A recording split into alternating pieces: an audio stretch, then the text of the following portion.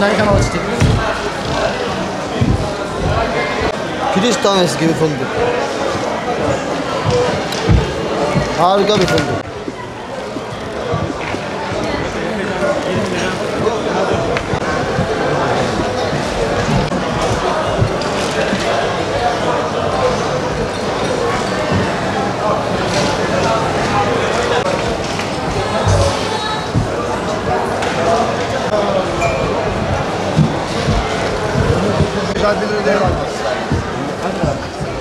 Koy terazi.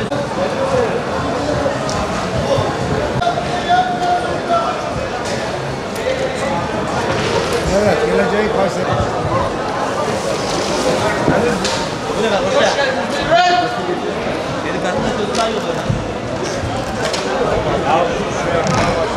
Valla ben kendim İstanbul'da oturuyorum da bu tezgahtar olarak çalışıyorum.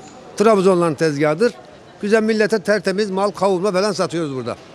Ürün çeşitlerimiz efendim Rize kavurmamız vardır şöyle. Çok güzeldir. Sıf dana etidir. Rize üretim yerimiz Rize'dedir. Pastırmayı Rize'de yapmıyoruz. Pastırma yalnız Kayseri'den geliyor pastırmamız. Kayseri'dendir. Pastırma da çok güzeldir. Millete güzel sunuyoruz. Genelde Trabzon ürünlerini tüm Türkiye'de her yerde tanıtmak. Ankara'ya gidiyoruz, İstanbul'a gidiyoruz. Trabzon günleri neredeyse biz her zaman her yerde ondan buluşuyoruz. Trabzonlu olarak fındığımızı, fındık ezmemizi, kavanozda gene fındık ezmelerimiz var. Hepsini tanıtıyoruz. Tabii. Hayır. Doğal olarak yapılıyor. Trabzon tarımın ürünlerini satarız genelde. Trabzon tarımdan alırız malzemeyi. Fındığımız olsun, fındığın 2-3 çeşidi vardır. Tuzlusu, iç fındığımız, çiğ fındığımız ve çifte kavrulmuş olarak 3 fındık çeşidi. Artı fındık ezmemiz vardır. Fındık ezmemizin parça fındıklı ve krema olarak üretiriz ve %70 parça fındıklıdır. Yani amacımız İstanbul'daki yani gurbetçilere, Trabzonlara, yani Rizelilere, yani hepimiz biriz zaten. Onlara yani ürünlerimizi tanıtmaya geldik, satmaya geldik. Ya şimdi tereyağımız var. Tereyağımızı şimdi biz köylerden topluyoruz, yaylalardan topluyoruz. Yani bunu arabanın çıkmadığı yerde yürüme gidiyoruz. Öyle diyeyim yani. Dağda, taşta. Öyle işte geldik biz de. Bakalım pazar akşamına kadar buradayız. Yani halkı bekleriz. Trabzon Araklı ilçesi belediye meclis üyesiyim. Burada belediyemizin Trabzon Günleri etkinliği adı altında Karadeniz Dernekler Federasyonu tertiplediği Trabzon Günleri yapılıyor ve belediyemiz adına da burada bir stand açmış bulunuyoruz.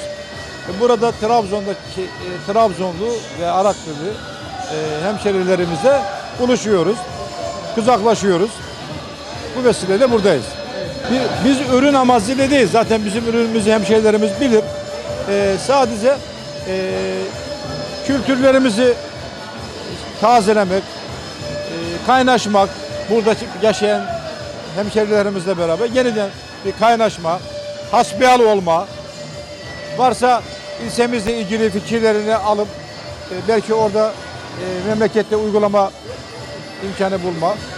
Bu vesileyle burada bütün hemşerilerimizle kucaklaşıyoruz. Evet üstadım, bizim buradaki etkinliğimizdeki ana unsurumuz Trabzon Fethi'nin 557. kutlama yılıdır bu yıl. Onu kutluyoruz. Bunu neyle kutluyoruz? Fatih'in manevi şahsında kutluyoruz. Dolayısıyla bu etkinliği biz Trabzon'da da kutlayabilirdik. Ama diyoruz ki Fatih Sultan Mehmet Han İstanbul'dan Fatih Trabzon'a geldi. Biz de Trabzon'dan İstanbul'a geldik. Onun manevi huzurunda bu etkinliği kutluyoruz. Dolayısıyla Trabzon Günleri adı altında bu seneki sloganımız komşunu da al da gel diyerek ülkemizin birlik beraberliğe en ihtiyaç duyduğu bu dönemlerde Edirne'sinden Hakkari'sine kadar bütün insanlarımızın et tırnak misali olduğunu hep söylediğimiz bu günlerde ve öyle olduğunu bildiğimiz bu oluşumlarda diyoruz ki insanlarımız gelsin, Trabzon kültürünü, Trabzon'un tarihini, Trabzon'u burada yaşasın istiyoruz.